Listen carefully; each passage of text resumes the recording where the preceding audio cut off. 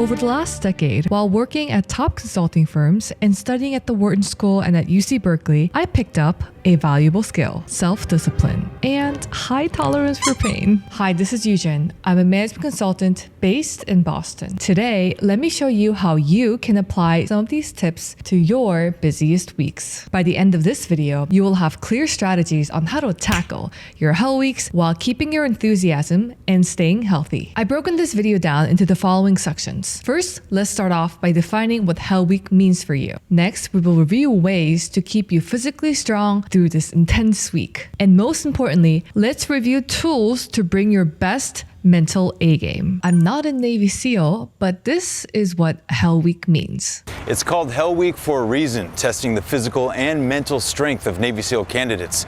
And if you can get through it, you can get through just about anything. I've asked you before what Hell Week is going to be like, and you've answered it all correctly. It is all of the above. As I film this, it's Sunday night, and here's what my schedule is going to look like starting tomorrow. I will squeeze in all my workouts in the morning at 6 a.m. Work begins from 9 a.m. and ends whenever. I've also made sure that I allot at least 1 hour each day for personal time to decompress. If you've been following my content, you know that I love two things. I love to plan and I like to keep it simple. Let's get out a piece of paper. We're gonna fold this into 8s. You now have 8 boxes to work with. And the first left corner box will be saved for your intention. Why am I doing this? Why am I going through this whole hell of a week? For me, I have vacation coming up soon, so I wanna make sure I get everything done so that no one is looking for me when I'm on a break somewhere around the world. And every other box will be from Monday to Sunday. I fill it out with 3 things. I like to keep it to 3 things because it's easy to remember, it doesn't overwhelm you, and 3 things actually covers the basics. These 3 things are not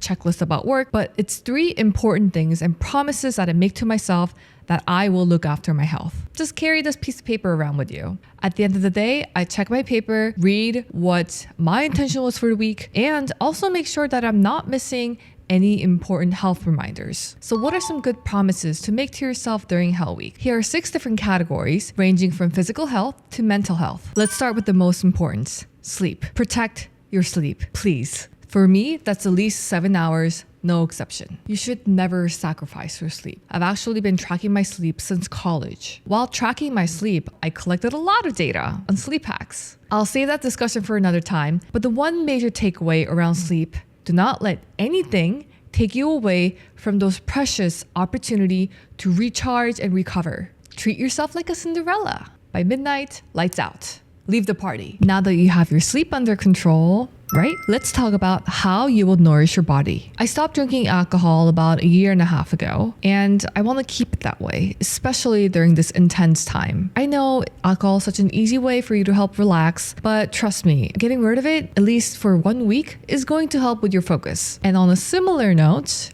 I also restrict junk food during this time. I know I'm not perfect, but I've definitely gotten better over the years from eating those packaged chips and cookies and crackers in the office and staying away from those. I prepare in advance so that I have my healthy snacks with me at all times. I've noticed that when I'm stressed, I look for food that's crunchy. That takes my mind out of where I am in this intense time. There are many other ways to save time before heading into Hell Week. I make a general plan around what I'm going to eat and especially what I'm going to snack on. I'm not as intense as a meal prep person. I like to do ingredient preps: garlic, onion, greens. Cutting all those things in advance and freezing them overnight reduces the time that goes into cooking and reduces the mental barrier for me. Toss it in and mix it together to feed my body with real food. And if I'm on the road traveling, I find at least 2 to 3 restaurants with healthier options, study the menu, call them in advance, and actually get to know the waiters and the staff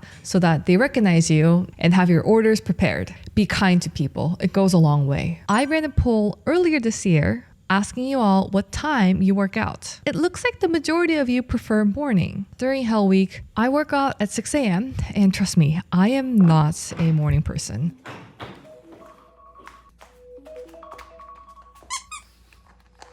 I just sometimes force myself to get up because that's the only time I can work out. It's actually not a bad way to start the day. Wake up around 5:30 to head into my 6 a.m. workout class. I started working out in the morning before dawn, and it got me thinking, am I better than everyone? Jokes aside, I hope you intentionally schedule some movements. And it's okay to start small, whether that's walking to work, going to groceries, or anywhere. Find something that works for you and get your movements in. And let's not forget to manage our stress. I do 3 things to manage my stress. Find your third place, no screen time zones, and your go-to outfits. If you think about life outside of school, it ends up being work, gym, and home.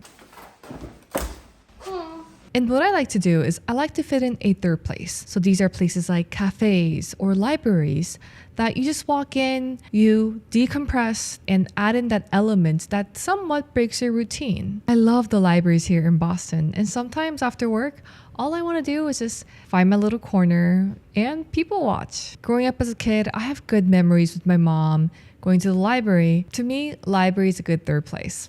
Cafes are great too. I also block out on my calendar and set reminders to not use my phone or my laptop. There are many ways to cut down your screen time. And if you're interested, I have a separate video that I made in Jordan. I often found myself during Hell Week holding onto my phone, checking all the different notifications and even apps that I normally don't go into because I want to distract myself. But if you think about it, it's a vicious cycle. You go on your phone, you neglect what you need to get done, it ends up being late, stresses you out more, so you avoid it by going on your phone more. I need to break away from this cycle, so that's why I try to limit my screen time even more viciously during Hell Week. Also, I have a pretty small closet. Outfit 1.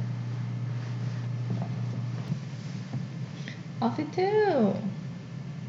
But trust me, I wash this top now and then. I hope you have a strong support system wherever you are in the world. And it's hard, I get it.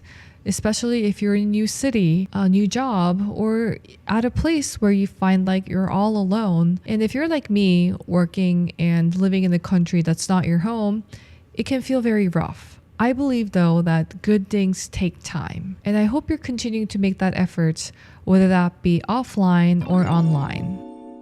We often neglect the importance of seeking help, thinking that it's a sign of weakness. But no, I actually think that asking for help the right way is an important skill that will get you very far in life. So let's change the narrative. Instead of being weak, you are actually being courageous by asking for help and getting closer to where you want to be in the future. On Tuesday evenings, that's my therapy time. This is one of my non-negotiables along with sleep. And I started therapy back in November of 2023. So it's been about over 10 years now. I'm a big believer in cognitive behavioral therapy because it's changed me so much and made me who I am today. The other day, I was talking to my therapist, Dr. Z, when are you going to retire? She said, Yujin, I'll retire the day that I die. Oof, okay, good, because I rely on you a lot to manage my anxiety. I also talk to my younger sister a lot. For your reference, I have a younger sister. Growing up, we fought a lot too, but now we bond over things like stress from work, planning for trips together. Of course, our very precious and cute family cat.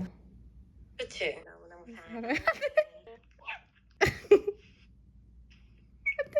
By the time you're watching this video, I will be well into my Hell Week. And this is a reminder for you and for me, let's be kind to ourselves. I mean, Hell Week is going to be rough on itself. If you miss 1 or 2 things from your checklist, it's okay. You can catch up next day. I was at a real estate conference just yesterday, and one of the panelists reminded me of a quote by Winston Churchill. Success is going from failure to failure without losing enthusiasm. And I would like to add, by being kind to ourselves. Let's keep your spark alive and come back to my next video topic on...